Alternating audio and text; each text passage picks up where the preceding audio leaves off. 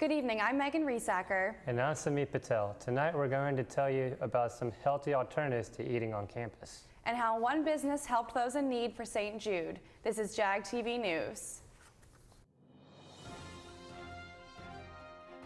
Reliable, accurate, and on your side. From the Communication Department at the University of South Alabama, this is JAG TV News.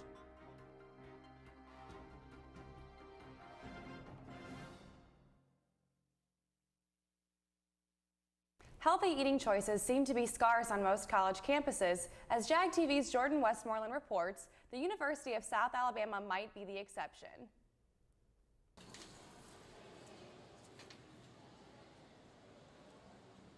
Bound to campus dining services by meal plans or convenience, students encounter all kinds of obstacles to balanced eating. Some students say there aren't enough healthy options on campus. I think everybody would love to have more food on campus, especially healthy food. It'd be nice to have more healthy options. I mean, it's a very minimal amount in there. It offers me some, I wouldn't say enough, but a decent amount. When asked whether students would rather eat in the cafeteria or student center, the most frequent answers seem to be where the fast food is located. The student center. We have Chick-fil-A, Pizza Hut, Burger Studio, and Quiznos. The University of South Alabama says it doesn't have to be that way. The university is taking new approaches to help students make wise food decisions while on campus. Bringing about a new year means bringing about new New Year's resolutions, and the main one usually being people making healthier decisions. At the University of South Alabama, there are many different places for students to eat on campus. There are many resources also available that students probably didn't know about, such as brochures that show you how to eat healthy, apps on your mobile device, as well as a technology center in the cafeteria. With all the available options and resources, is the university the problem for poor food choices made, or the students themselves? As an athlete and just as a student, I really think we could expand upon what we have. It's not that it's not available, it definitely is, but it's definitely harder to find, and I think we definitely have more unhealthy options. Jordan Westmoreland, JAG TV. Although the university did not make the top 25 healthy campuses in America, the chances seem to be promising for the upcoming years with those improvements. JAG TV's Callie Diamond headed out to the Floribama to find out how riding a motorcycle contributes to those in need. Motorcycles and cars filled up the lot this weekend down at the Floribama. It was the 14th annual Cruise for St. Jude. We caught up with one participant who shared with us what this event is all about. Cruise for St. Jude is a charity event put on by 95 KSJ every year for the past 14 years. It's a charity event for St. Jude Children's Research Hospital. Lots of motorcycle riders from across the Alabama State area come down to the Eastern Shore Center in Malbus. They donate $30 and they take a nice little cruise from Malbus Center to the Floribama where they donate concerts, and there's lots of food and fun and stuff for everybody to do.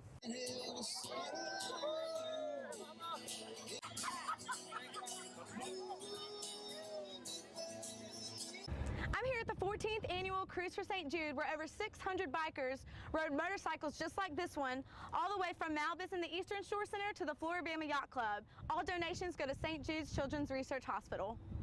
My family participates in Cruise for St. Jude every year for the past 3 years since I became a Tri-Delta at Spring Hill College.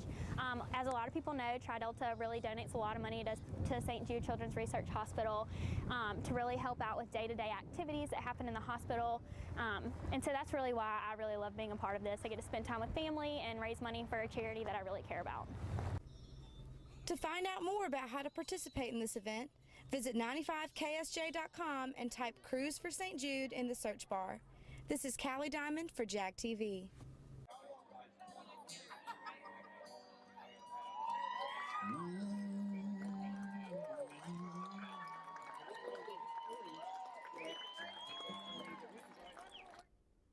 If you have not yet participated in this event, it's definitely one you don't want to miss. Be on the lookout on 95 KSJ's website for details about next year's cruise. After the break, Downtown Fairhope hosts their annual Arts and Crafts Festival. And hundreds gather downtown to celebrate a major festival and its traditions.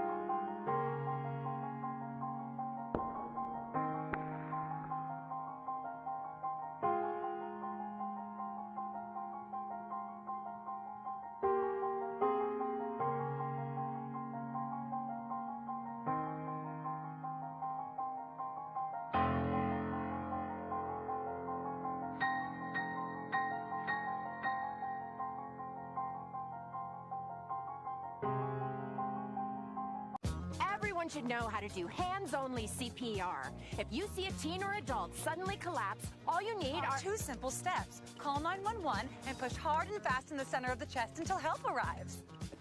Just push to the beat of the classic song, Staying Alive. It really works. You didn't let me finish. I really do know this stuff. If it wasn't for disco, I'd be dead. Staying alive. Staying alive. There was a major festival that took place this weekend. JAG TV reporter and my co-host, Sumeet Patel, had the chance to be a part of the festivities. The Indian community and the Mobile community were enjoying the Holi Festival in downtown Mobile. I am here at the 2015 Holi Festival in downtown Mobile, where people are having a fun time throwing color and enjoying Indian food and Bollywood music. The food at the event was sponsored by Fusion of Flavors, Cuisine of India, and Maiko's Italian Ice.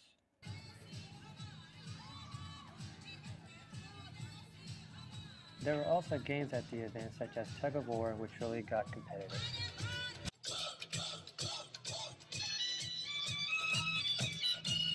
I spoke to the Indian Student Association president, who happens to graduate at the end of the semester, about the outcome and success of this event. Yes, this is my last year, and this is my year as president, so I'm trying to go out with a bang. Only 2015! Come on, shake those hands! There we go! The event also had a dancing competition where the winner receives a free Holi t-shirt.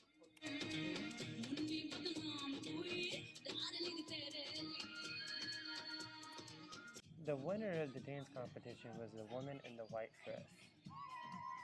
Brenda Wood Hinson, the International Student Advisor, summed up the event in a couple words. Oh, definitely. It's the biggest I've ever seen. The event was a major one for ISA this year, and photos were taken to celebrate this colorful extravaganza. The event was a huge success for ISA, and the History and Museum Director said he wants us to do it again next year. This is Sumeet Patel for JAG TV. The event had over 600 people in attendance, and for more information about the event, you can visit www.al.com. Welcoming spring this year with the 63rd Annual Arts and Crafts Festival, Liliana Mena traveled to downtown Fairhope. Downtown Fairhope was transformed into an outdoor gallery of art, food, and entertainment for all ages. More than 200 exhibitors brought their best work from all over the country. I'm a sculptor from Wichita, Kansas, and I've been coming out to Fairhope for about 17 years, and my medium is primarily clay, and I love to sculpt faces. That's my main thing. This will be my third time showing at the festival. The first 2 times my artwork was featured as the promotional material of the festival on the t-shirts and the posters. This work was presented by Scott Harley from Benton, Kansas. Scott has been participating in the festival for over 8 years and has been blowing glass for 15 years. I would say pretty much all my life in terms of how long I've been making a living at it. I'd say maybe 10 years, but I mean, I've always been kind of very creative, and this is how it has kind of manifested itself. People from all over the country came out to the 63rd Annual Arts and Crafts Festival to delight their eyes in glass work, paintings, sculptures, and much more. And it can be a festival without the food.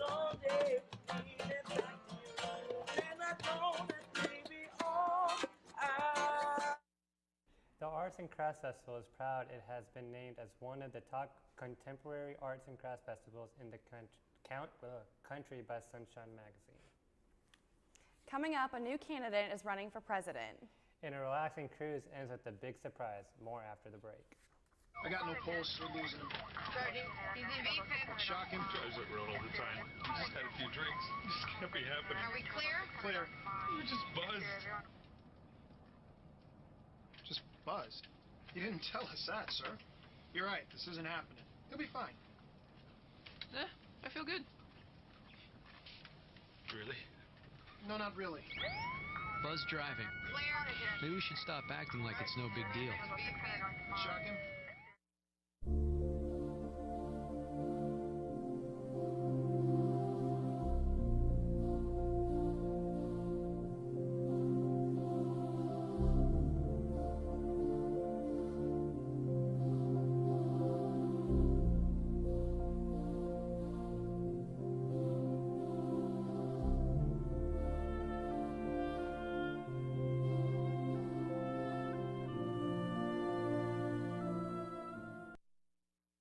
You're on your way to meet up with friends, but you can't seem to get anywhere quickly.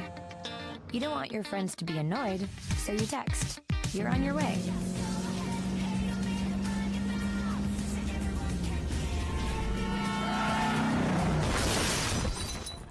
Five seconds is the average time your eyes are off the road while texting while driving. Make sure you get where you're going. A Clinton is running for the White House again. Former First Lady and Secretary of State Hillary Clinton made the announcement online Sunday. For many, her candidacy seemed inevitable, as Andy Rose reports. Opponents began weighing in even before the official word came. I'm getting ready to do something too. I'm running for president. It's official. Former Secretary of State Hillary Clinton is running for president. She announced her bid for the 2016 Democratic nomination in a video released on the web Sunday. It puts years of speculation on Clinton's political aspirations to rest. So I'm hitting the road to earn your vote because it's your time. And I hope you'll join me on this journey. Clinton's opponents wasted no time taking the offensive. Even before the video hit the web, prominent Republicans issued rebuttals to her candidacy. Hillary Clinton represents the worst of the Washington machine. Presidential candidate Rand Paul's campaign issued this attack ad Sunday. In an appearance on CNN, Senator Paul called the Clintons' ethics into question. I do think that there is sort of a history of the Clintons sort of feeling like they're above the law. Former Florida Governor Jeb Bush linked Clinton to President Obama's foreign policy. We must do better than the Obama-Clinton foreign policy that has damaged relationships with our allies and emboldened our enemies. And Friday, Senator Ted Cruz tapped into the national gun debate. If Hillary Clinton is going to join with Barack Obama and the gun grabbers and come after our guns, then what I say is come and take it.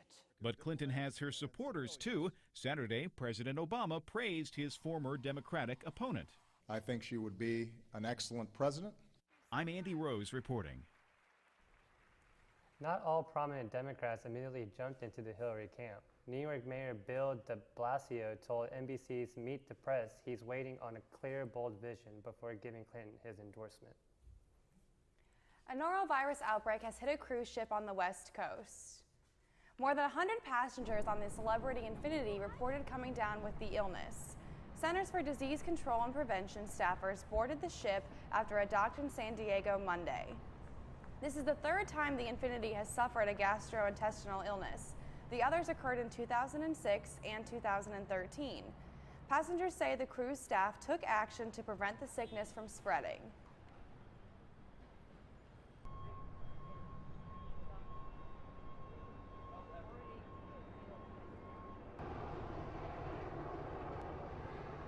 If you got sick, they quarantined you for 24 hours. They gave you medication, and some people, they gave them a shot of some sort to stop the vomiting. And then they quarantined them for 2 days, and then they were released. They continue to sterilize 24/7. Every place you go, they do the hand sanitation. They're constantly, whatever the spray stuff they have, they're always wiping down everything. The CDC says there is another possible outbreak on the Royal Caribbean Legends of the Sea. 114 passengers are sick on that ship. A Minnesota Timberwolves had a vicious hello for a New Orleans Pelican player. And Russell Westbrook has a pretty impressive night coming up in sports.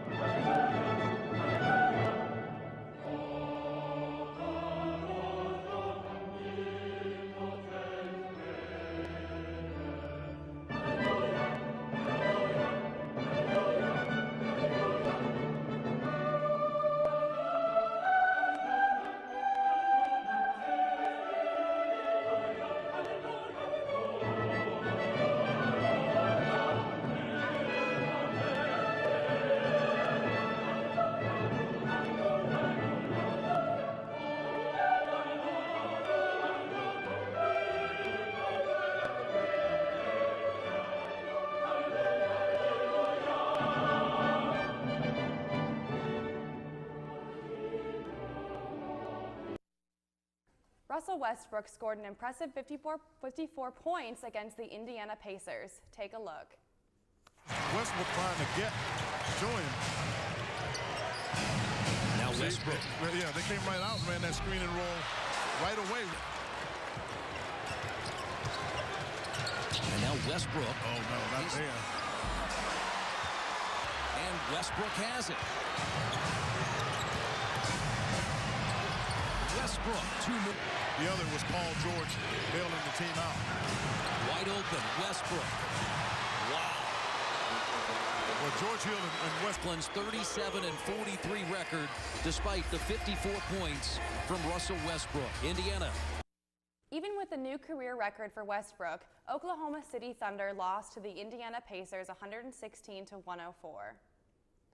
Timberwolves' Andrew Wiggins goes baseline and throws down the huge dunk on Pelicans' Omer Asik. Take a look as Wiggins makes it look easy. In a 1-point lead. Nice bounce entry. And Wiggins hammers it home on Asik. Man, oh man. Let's see. This is not safe. And I thought the whole time that Asik's body would move him away from that. The Pelicans ended up winning 100 to 88. Coming up after the break, computers are making a bold move on how we deal with our emotions. And Mary Mueller has your inside scoop with the Hollywood Minute after the break.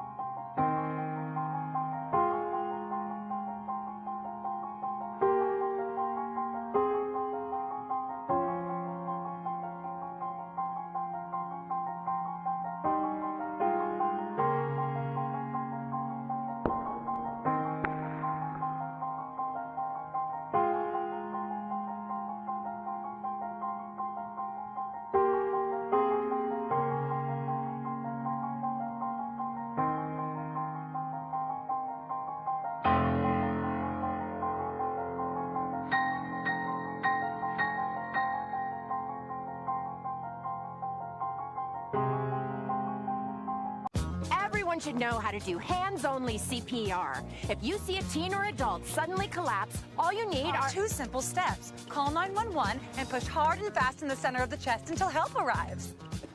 Just push to the beat of the classic song, Staying Alive. It really works. You didn't let me finish. I really do know this stuff. If it wasn't for disco, I'd be dead. Staying alive. Staying alive.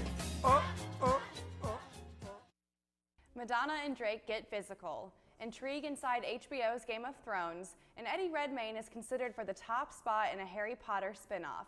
Here's Mary Mueller with today's Hollywood Minute. Well, that was a little awkward. Madonna made a very public display of affection on stage at Coachella over the weekend. The 56-year-old singer made out with rapper Drake on stage just as she was finishing Human Nature. And from the looks of it, he didn't seem too happy. Later, the Material Girl posted a photo on Twitter with the caption, "No caption necessary."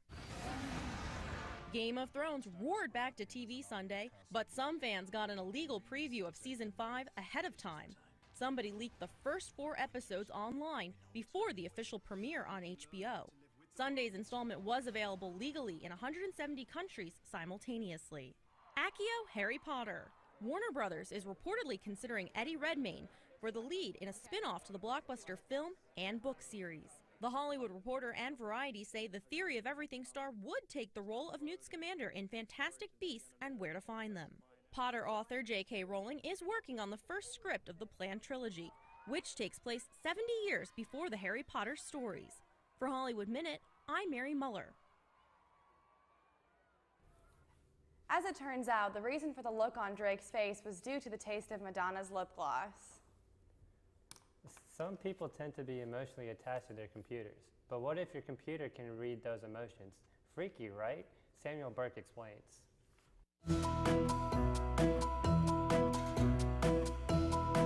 At At Affectiva, we develop emotionally intelligent computers. So we use technology that can track your facial expressions, and we map that into a number of emotional states. Essentially, what the computer's doing is tracking your main feature points, like your eyes, your mouth, your eyebrows. Smile. Brow raise. Brow furrow. I try not to do that so I don't have to get Botox. Frown. So your technology, how can it know what I'm feeling? What is it looking for?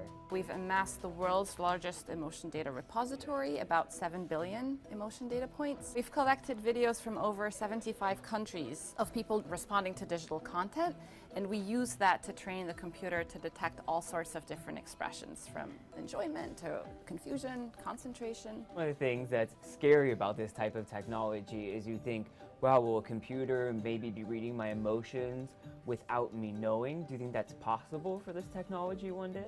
Technologically, it's possible, but we have crafted all our user experiences to date so that we get this opt-in beforehand. What are some ways that you're already implementing this technology? So one of our main focuses at the moment is in the advertising and media space. We work with movie studios to develop and test their movie trailers. Also, we work with about 1,400 brands and advertisers who use our data because they want to understand the emotional connection you have with a brand, and we help them optimize their advertising. What do the companies seem to want? People smiling a lot, frowning a lot, or is it just getting high engagement? Definitely high engagement, that's very important, but we're also seeing this idea of an emotion roller coaster. You want to take your viewers through ups and downs and different emotion experiences. So we wanted to know how people would react to one of our own CNN promos. What did we find? So what we did is we put together a study, sent out URLs for people to watch the promo, and then we aggregated all the responses. And then what you're seeing here is valence. It's a moment-by-moment trace of people's emotional engagement. So what's happening here? So user engagement was high, and then... It kind of drops. It almost flattens out for a bit here. And what's really compelling is towards the end, there's another peak of emotion engagement, and that coincides with the CNN branding, which is a great thing.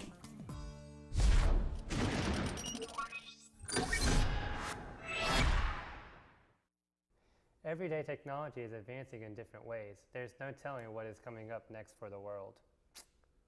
So what do you think about the Drake and Madonna thing? Think it was really the lip gloss, or was it just because it was Madonna? I feel like Drake just didn't want any of it, really. That's probably what it was. That's all for JAG TV. I'm Sumeet Patel. And I'm Megan Riesacker. Have a great night.